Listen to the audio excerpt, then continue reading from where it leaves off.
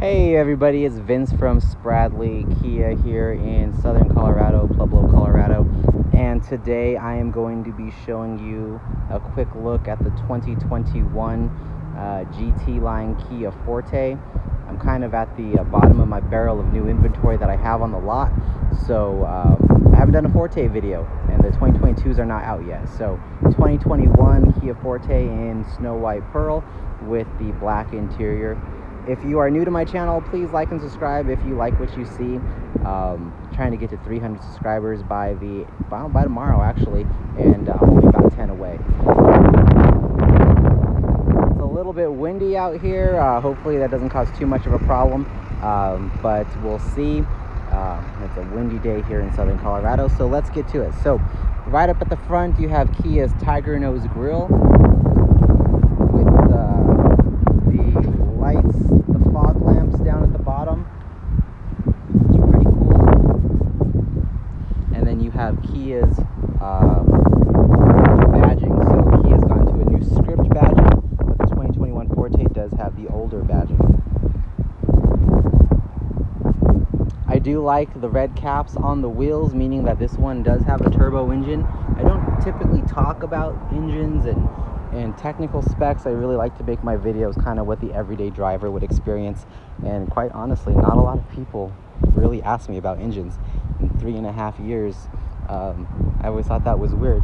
Most people just really care about the aesthetics of the car. Kind of coming around to the back, you see the back profile here with the GT badging.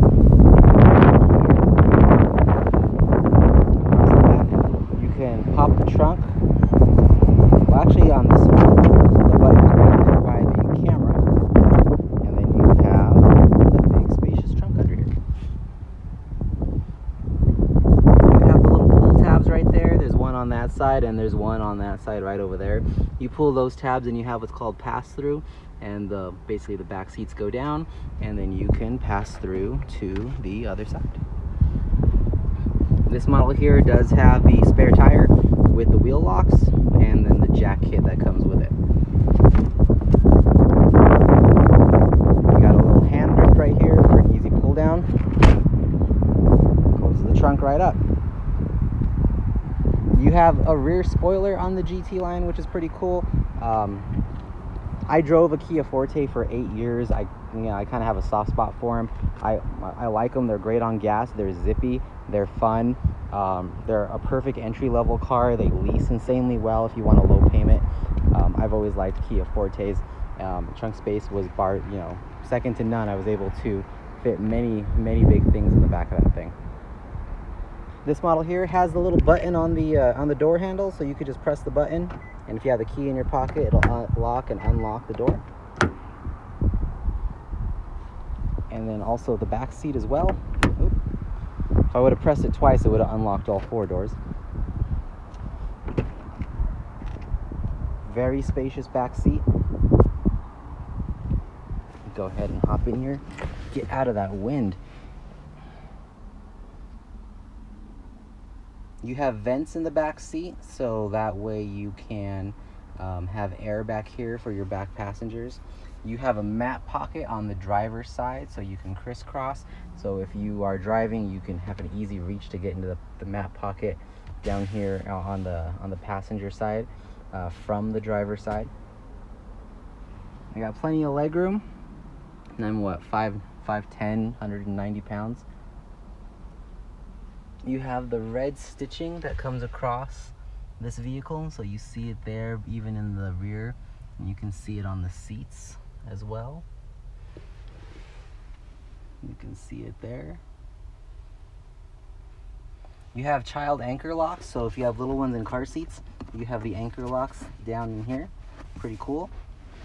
It's a 5-seat vehicle, so you can seat 5, and you have the little cup holder that folds down here.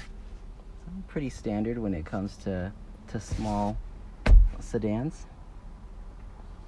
And then here's kind of a look of the front.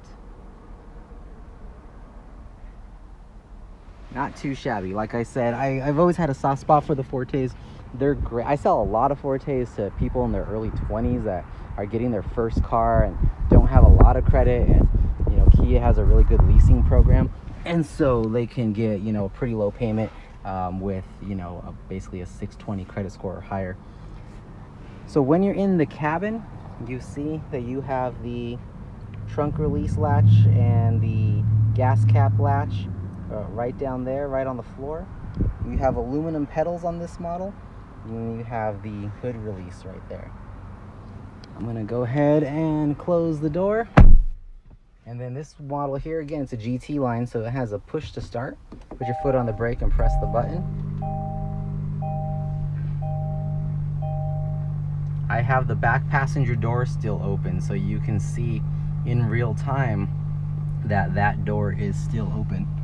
Let me see if I can close that real quick.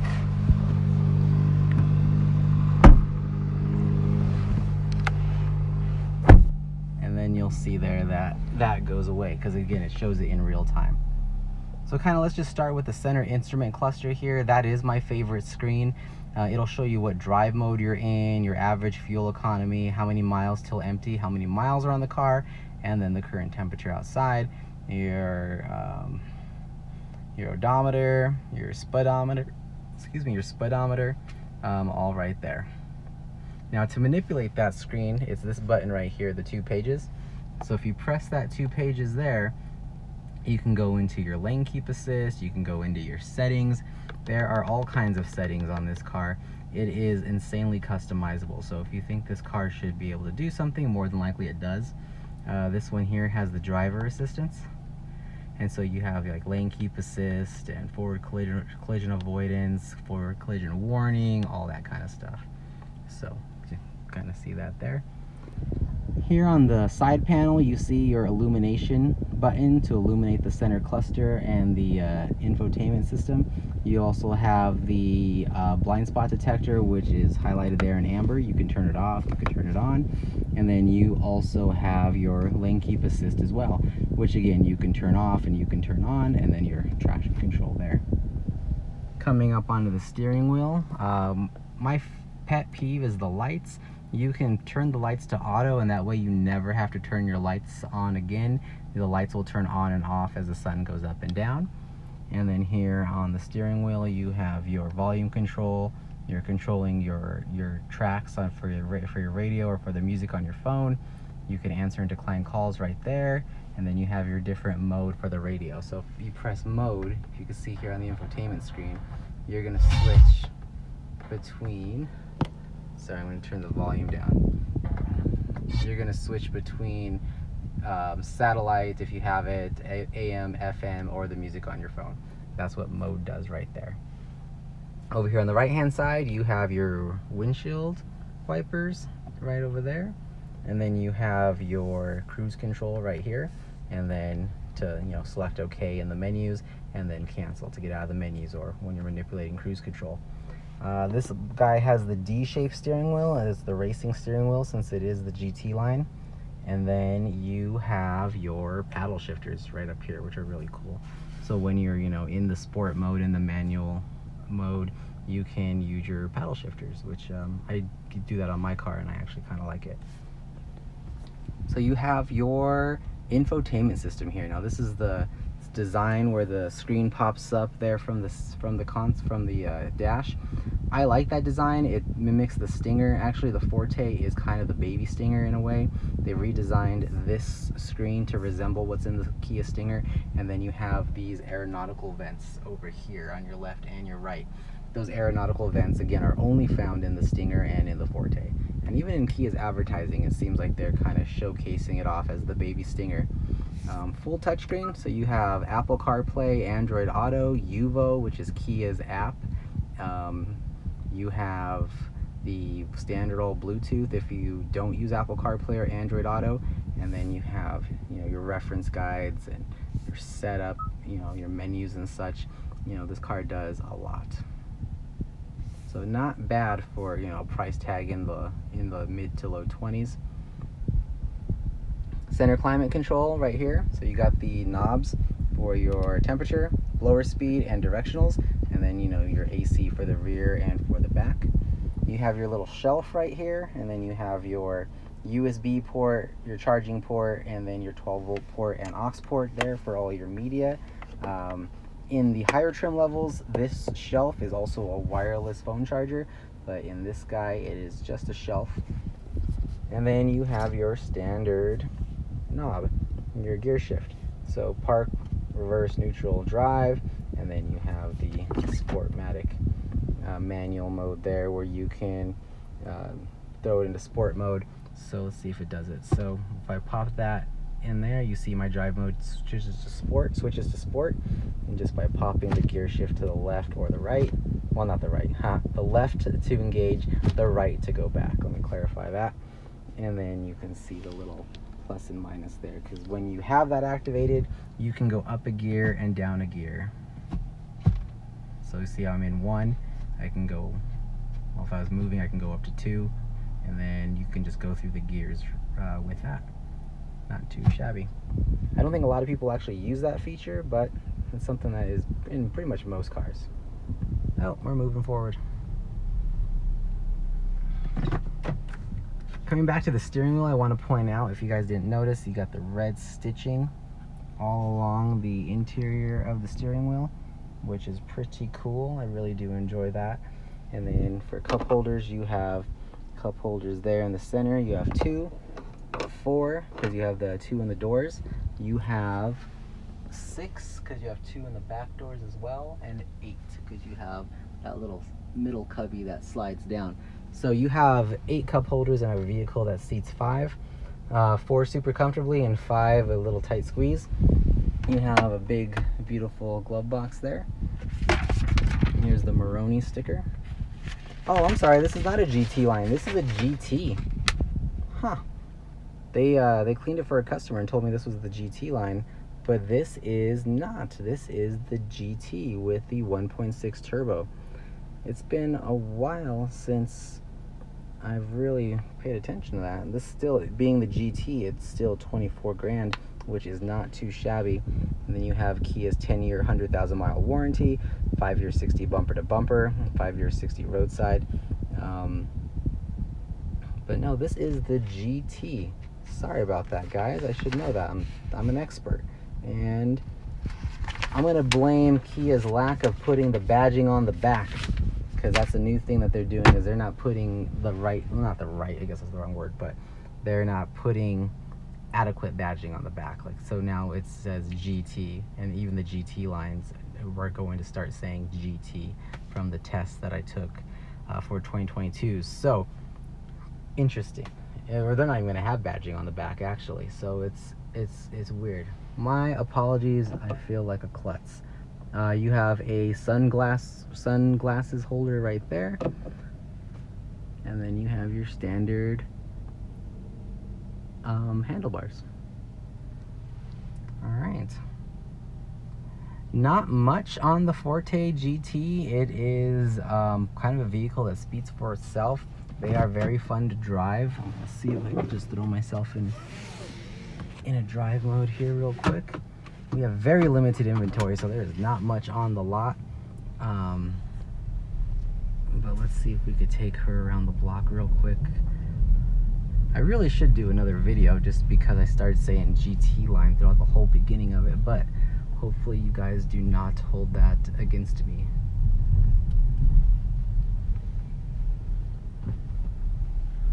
Just do a quick around the block here.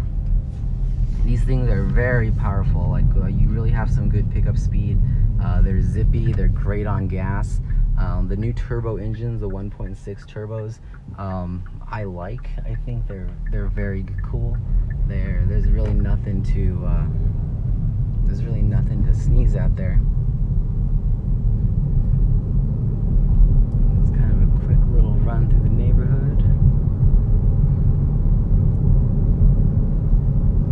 I don't know if you guys have been to your local dealerships lately, but inventory is super hard to find, to the point to where we're a dealership that never had addendums on our cars or added tags, you know, paying extra over MSRP, but now we have added tags on everything, not just like the expensive stuff, but like Fortes and Souls and Rios.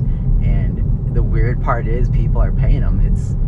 It's one of those things where I've never been a fan of added tags. Like, granted, I know what added tags are. I know they're basically pure profit and they make me more money, but I don't know. I guess I have 18 years of customer service experience behind me to where I've never felt comfortable with that, and I always thought that people wouldn't buy vehicles that way, and they are. So I am kind of at a loss there. So if you're looking for inventory and you come across and you don't find any, it's one of those things where that is why we are selling them as fast as we are getting them in.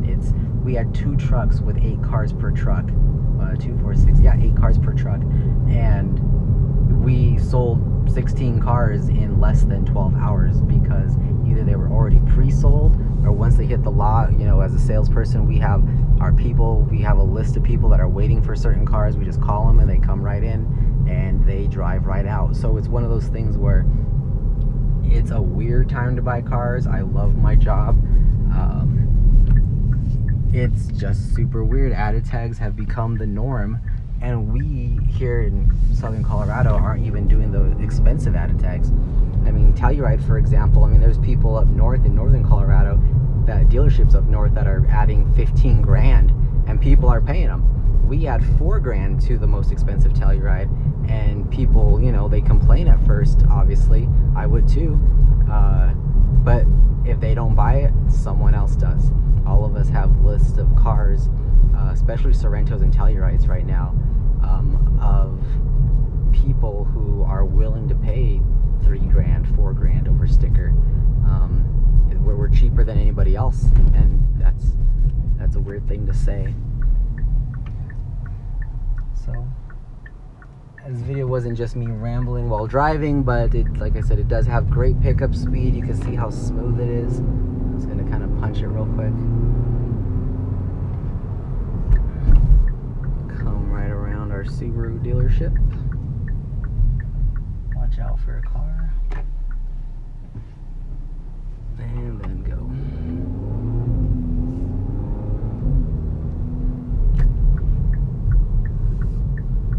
So again, I just want to thank you guys for watching. If you've made it this far, like and subscribe if you haven't already, if you like what you see. Hopefully I'll have some videos in the coming weeks of the 2022s.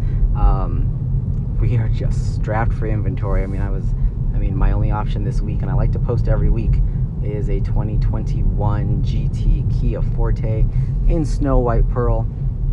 And we are right back where we started from.